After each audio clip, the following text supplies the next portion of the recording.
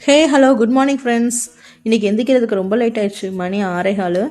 வெளியில் வெதர் வந்து 17 டிகிரி இருக்குது.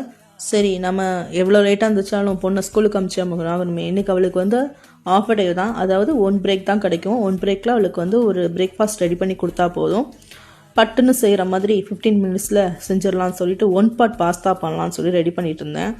சைடில் நமக்கு ஒரு க்ரீன் டீ போட்டாச்சு. சரி, ஓகே. இருக்கிற நம்ம கேப்சிகமும் கேபேஜும் கொஞ்சம் காலிஃப்ளவரையும் வெட்டியாச்சு. நம்ம பர்பிள் கலர் காலிஃப்ளவரையும் வெட்டி வச்சாச்சு. அதுக்கிட்ட என் பொண்ணுமே முடிச்சிட்டா. அவளுக்கு ஒரு பூஸ்ட்டையும் கொடுத்துட்டு அவளும் என்னை முறைச்சிக்கிட்டே டீ குடிச்சிட்டு இருந்தாங்க பூஸ்ட்டை. சரி, அதுக்கிட்ட நம்ம குக்கரில் வச்சு இறக்கியாச்சு.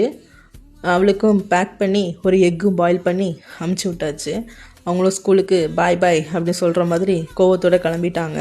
ஆல்ரெடி ரொம்ப லேட் ஆயாச்சு.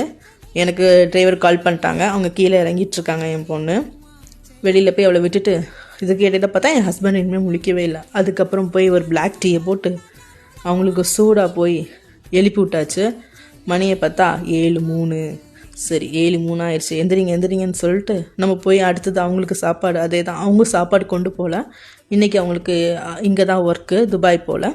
ஸோ அவங்களுக்கும் சாப்பாடு கொடுத்துட்டு அவங்களும் சாப்பிட்டு கிளம்பிட்டாங்க. டைம் கரெக்டாக 10:10. அதுக்கப்புறம் என் சின்ன பொண்ணு எழுப்பி சாப்பாடு கொடுத்தாச்சு. தேங்க்யூ.